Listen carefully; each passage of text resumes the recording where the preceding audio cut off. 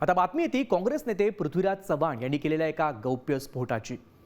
गोपीनाथ मुंडे हे काँग्रेसमध्ये येणार होते असा दावा चव्हाण यांनी केलाय। मुंडेंच्या प्रवेशाला सोनिया गांधी यांनी देखील परवानगी दिली होती असा गौप्य स्फोट पृथ्वीराज चव्हाण यांनी केलाय। तर मुंडेंचं अख्खं आयुष्य भाजपसाठी गेलंय, चव्हाणांनी अशी विधानं टाळावीत असा टोला राम कदम यांनी लगावलाय।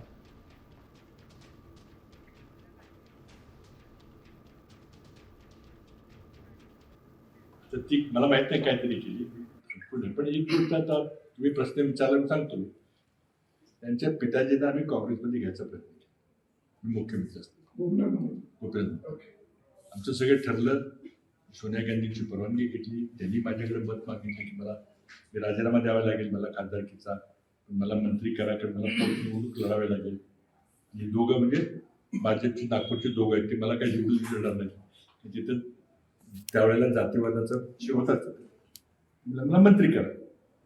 त्यांच्याशी बोलणं सांगितलं, म्हटलं काय हरकत नाही, म्हटलं कॅबिनेट मंत्री तर एकदम शक्य होईल कारण नाही, म्हटलं राज्यमंत्री स्वतंत्रपणे करता येईल।